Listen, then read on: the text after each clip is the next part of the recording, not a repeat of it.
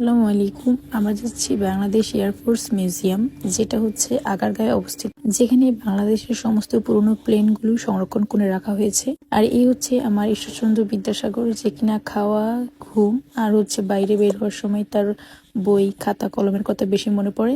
তো ওই water colour বুকটাও নিতে যাচ্ছিল, যেহেতু এটা খুবই কোনো ঝামেলা করবো না, তাই আমি ওর কিছু বলিনি, আমি সাথে নিয়ে নিয়েছি। পুরো সময়টা ও গাড়িতে এটা দিয়েই এনজয় করেছে। আর বাচ্চাদের বাড়ি নিয়ে যাওয়ার ক্ষেত্রে অবশ্যই কিছু পছন্দের খেলনা ছোটখাটো নিয়ে যাওয়া উচিত। এতে বাচ্চারা বিরক্ত কম করে এবং তারা কমফোর্ট ফিল করে। তো এই মিউজিয়ামটা হচ্ছে আগারগাঁয়ে অবস্থিত। মেট্রো রেল থেকে নামলেই তার বাম পাশে। আমরা সিএনজি করে গিয়েছিলাম। আর টিকিট হচ্ছে পার পার্সন 50 টাকা। আর ওয়াফি এখানে সমস্ত বিমানগুলির গায়ে যে নাম্বারগুলি ছিল সেগুলি নিজে বলার চেষ্টা করেছিল। কিছু কিছু বলতে পেরেছে এবং কিছু কিছু উলটপালট হয়ে যায়, ছোট মানুষ তো। তবে ওয়াফি এখন 1 থেকে 10 পর্যন্ত নাম্বারগুলো চিনতে পারে, মিলাতে পারে এবং সবগুলো মোটামুটি বলতেও পারে। আর ওয়াফির হোম স্কুলিং থেকেই ওয়াফি এগুলো শিখেছে। ও যখন বারবার উপর দিয়ে হেলিকপ্টার যাচ্ছিল, ওয়াফি খুবই ব্যাপারটা এনজয় করতেছিল। আর এই মিউজিয়ামের ভিতরে একটা পার্ক আছে, যেটা এন্ট্রি ফি ছিল 10 টাকা। সেখানে বাচ্চারা কিছু রাইড এনজয় করতে পারে এমনিতেই। তো আমরা পার্কে এন্ট্রি করি। সেখানে ওয়াফি আর ওয়াফির ভাই কিছু রাইড এনজয় করতেছিল। খুবই সুন্দর ছিল পার্কটা, একদম ফুল ফুটে আছে। শীতের সিজন তো, অনেক সুন্দর করে এই ফুলগুলো ফুটেছে।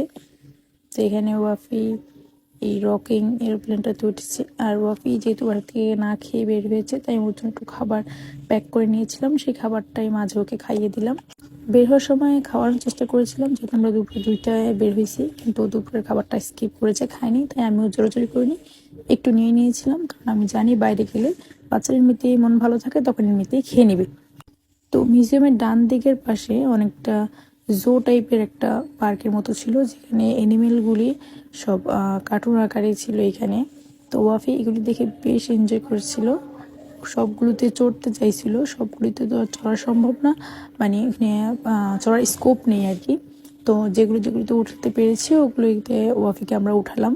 তারপরে এখানে একটা রাইড ছিল, হচ্ছে বোট রাইড। তারপর হচ্ছে ট্রেনের টিকিট ছিল পার পার্সন 70 টাকা।